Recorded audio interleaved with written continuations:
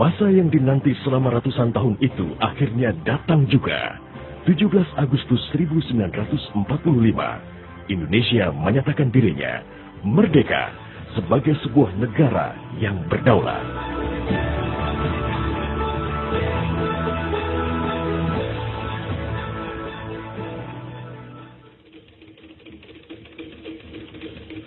Namun, belum genap 1 bulan usia kemerdekaan, Indonesia langsung mendapat cobaan yang berat.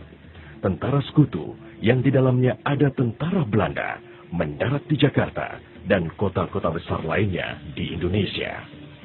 Bung Karno dan Bung Hatta berupaya melakukan upaya diplomatik untuk mendorong tentara sekutu bekerja profesional, hanya mengurus tahanan saja dan tidak mengutak-ngatik status kemerdekaan Republik Indonesia. Namun, upaya itu tidak membuahkan hasil. Bung Karno galau. Ia menghitung jika sampai terjadi peperangan, secara matematis tidak akan mungkin bisa mengalahkan sekutu. Persenjataan mereka jauh lebih lengkap dan keahlian militernya lebih memadai. Atas saran Jenderal Besar Sudirman, Bung Karno diminta mengirim utusan khusus kepada Roisul Akbar Nahdlatul Ulama, Hadratus Syekh Kiai Haji Hashim Asy'ari di Pondok Pesantren Tebu Ireng, Jombang. Tujuannya meminta fatwa Kiai Hashim tentang hukumnya berjihad membela negara yang notabene bukan negara Islam seperti Indonesia.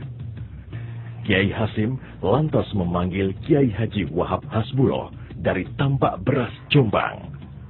Kiai Wahab diminta mengumpulkan ketua-ketua NU se-Jawa dan Madura untuk membahas persoalan ini. Bukan hanya itu, Kiai Hashim juga meminta kiai-kiai utama NU melakukan sholat istikharah. Salah satunya Kiai Abbas dari Buntet, Cirebon, Jawa Barat. 21 Oktober 1945, seluruh delegasi NU se-Jawa dan Madura telah berkumpul di kantor pusat Ansor di Jalan Bubutan, Surabaya. Kiai Hashim memimpin langsung pertemuan tersebut dan kemudian dilanjutkan oleh Kiai Wahab. Setelah melalui diskusi yang cukup panjang dan mendengarkan hasil istikharah para kiai utama NU, esok siangnya, tanggal 22 Oktober 1945, pertemuan menghasilkan 3 rumusan penting yang kemudian dikenal dengan istilah Resolusi Jihad NU. Pertama, setiap muslim, tua, muda, dan miskin sekalipun, wajib memerangi orang kafir yang merintangi kemerdekaan Indonesia. Kedua, pejuang yang mati dalam membela kemerdekaan Indonesia layak dianggap syuhada. Ketiga, warga yang memihak kepada Belanda dianggap memecah belah persatuan dan oleh karena itu harus dihukum mati. Dokumen resolusi jihad ditulis dalam huruf Arab Jawa atau pegon, ditandatangani Kiai Haji Hashim Asy'ari, disebarluaskan ke jaringan pesantren, tak terkecuali kepada komandan-komandan Laskar Hizbullah dan Sabilillah di seluruh penjuru Jawa dan Madura. Dokumen resolusi jihad juga dimuat di sejumlah media massa pergerakan masa itu. Hanya berselang 3 hari pasca resolusi jihad dicetuskan, 6.000 tentara sekutu mendarat di Pelabuhan Tanjung Perak, Surabaya dengan persenjataan lengkap. Mendengar kedatangan pasukan penjajah, ribuan santri dan kiai dari penjuru Jawa Timur bergerak menuju Surabaya. Situasi pun terus memanas dan cenderung tak terkendali. Resolusi Jihad NU telah memompa semangat perlawanan rakyat dan memicu terjadinya pertempuran hebat selama 3 hari di Surabaya. Tanggal 27, 28, dan 29 Oktober 1945. Tentara Inggris kewalahan menghadapi perlawanan rakyat Jawa Timur. Mereka lantas mendatangkan Bung Karno ke Surabaya untuk diajak berunding melakukan gencatan senjata. Pagi hari tanggal 30 Oktober, gencatan senjata ditandatangani pemerintah Indonesia dan Inggris.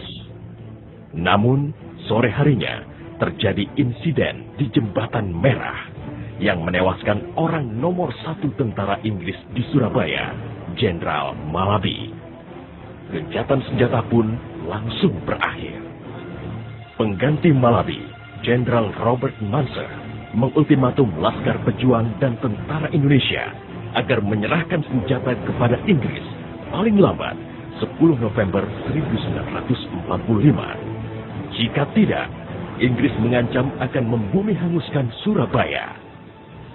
Mendengar ancaman itu, para komandan Laskar Hizbullah, Sabilillah, Mujahidin, TKR, dan para santri marah besar. Seorang pemuda bernama Sutomo, atau yang dikenal dengan Bung Tomo, sowan kepada Kiai Hashim. Ia meminta izin kepada Kiai Hashim untuk menyiarkan dan menyebarluaskan resolusi jihad melalui radio. Bismillahirrahmanirrahim. Merdeka! Saudara-saudara penduduk kota Surabaya. Kita semuanya telah mengetahui bahwa hari ini tentara Inggris telah menyebarkan pamflet-pamflet yang memberikan suatu ancaman kepada kita semua. Kita diwajibkan untuk dalam waktu yang mereka tentukan menyerahkan senjata-senjata yang telah kita rebut dari tangannya tentara Jepang. Tetapi inilah jabatan kita. Selama banteng-banteng Indonesia masih mempunyai darah merah yang dapat membuat setarik kain putih, merah dan putih, maka selama itu tidak akan kita mau menyerah kepada siapapun juga. Allahu Akbar, Allahu Akbar, Allahu Akbar. Merdeka! Pertempuran 10 November membuat malu tentara Inggris. Target mereka menguasai Surabaya dalam waktu 3 hari tak terbukti. Bahkan di hari yang kedua, Inggris kehilangan Jenderal Robert Munser. Artinya, dalam 1 bulan menghadapi arek-arek Surabaya, mereka sudah kehilangan 2 jenderal terbaiknya. Perang Surabaya berlangsung selama 3 minggu. Takbir dan pekik merdeka menggema selama pertempuran berlangsung. Meski pada akhirnya Surabaya jatuh ke tentara Inggris, namun Inggris mengalami kerugian yang cukup besar. Ribuan serdadu terlatihnya tewas, termasuk 300 serdadu Gurkha Inggris dari India dan Pakistan yang membelot ke Indonesia setelah tahu lawan mereka adalah para ulama Islam dan santri yang sedang berjihad membela negaranya. Korban di pihak Indonesia sendiri, 60.000 tentara, laskar, para santri, sukarelawan, dan rakyat Surabaya gugur sebagai syuhada. Tanpa resolusi jihad NU, tidak akan ada peristiwa heroik 10 November 1945.